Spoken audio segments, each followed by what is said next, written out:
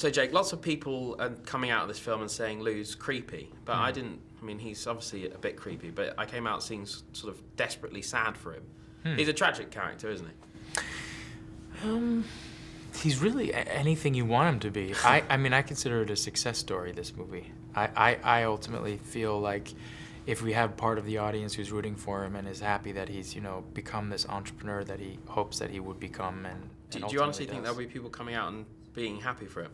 Oh, I mean, I hope people love watching this character. I mean, this character is, and I read him on the page, he was thrilling to read, and I would say disturbing and intense to play, but at the same time, when I watch him, I find myself cracking up all the time. I mean, he's a walking metaphor,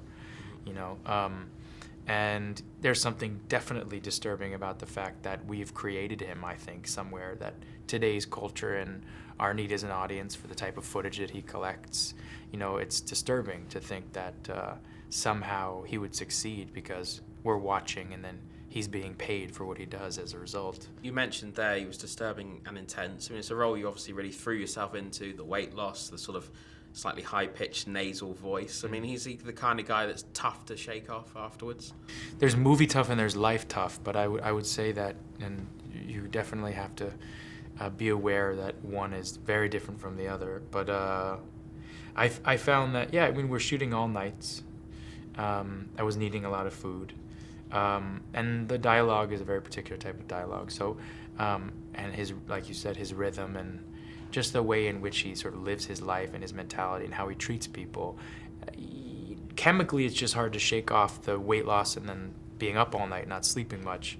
That takes a few weeks, but just the character himself is sort of always with me, and a part of him will always be. I mentioned at the top of this that I came out feeling sorry for him and sad. Yeah. Because he's a product of society, like you mentioned there. You shadowed these real-life Nightcrawlers for a bit. I don't think we have them in the UK. How did you find them? Are they guys are they entrepreneurs making money? Are they immoral? I mean, what are they like? I think they're all different types. It's a job that has been created out of a lack of jobs in a way. So they're all different types of personalities that come to it. The guys that I shadowed, the stringers that I shadowed, who are basically the guys who film at night when the union, cameramen are asleep, they were real innocents in a way. I looked at them like, that was a big clue into this character, was they're searching for this stuff, going to the crime scenes and driving fast, and it felt very boyish in a way. It felt very childlike, like when you would go in the backyard and you would burn things and climb trees, and it was that same kind of attitude. It's just, there's a moment in which, and I think it happens in adolescence, where you start to really understand consequence. And somehow that's sort of set aside in this world, and that's where it becomes dangerous. I mean, they're preying on people's misfortune, but they're able to do it because, if you turn on a local news station, you see these images. I mean, do you buy into that society? Are you one of the consumers of this?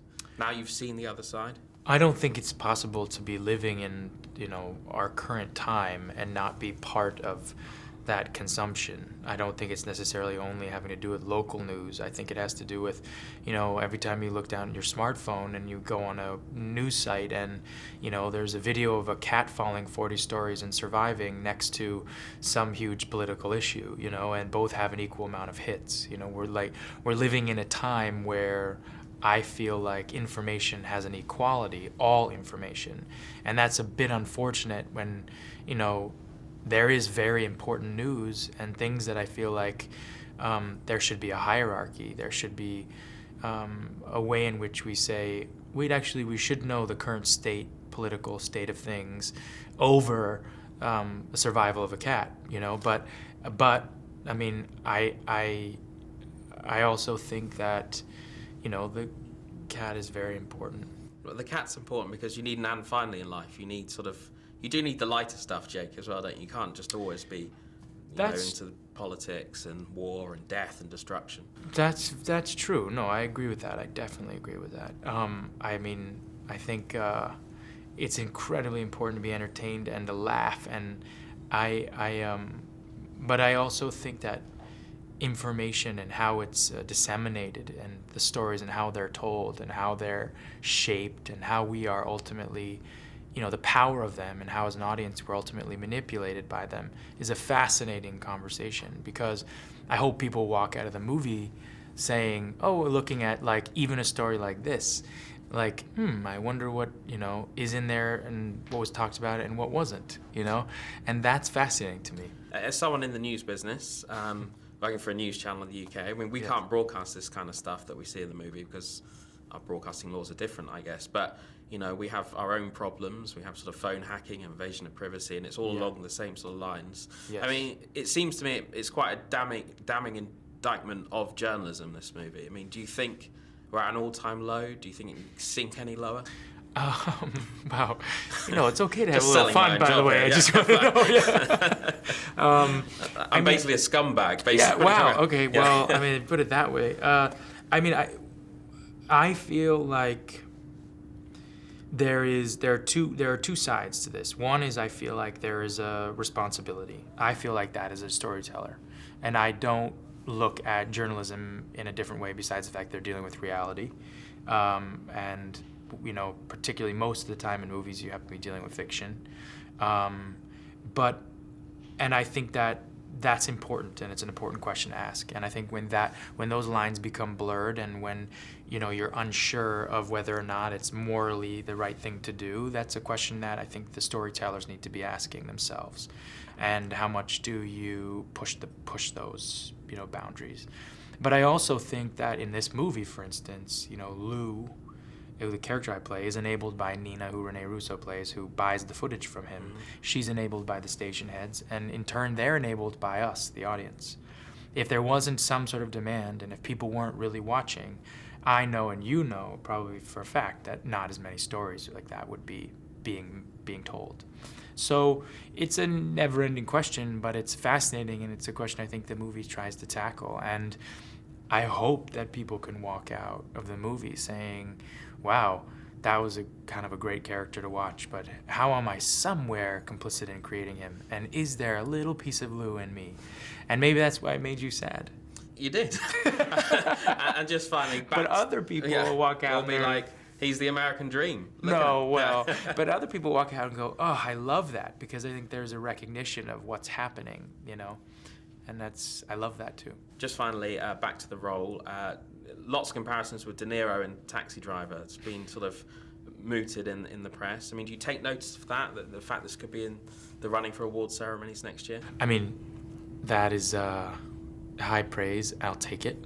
Definitely take it. But I also feel like, my favorite time in making a role is in the preparation, when I'm alone and isolated and coming up with these sort of absurd ideas and throwing them into this like figurative bucket that I'm going to share with my director, and we're going to kind of sort through it and create whatever's going to go on screen.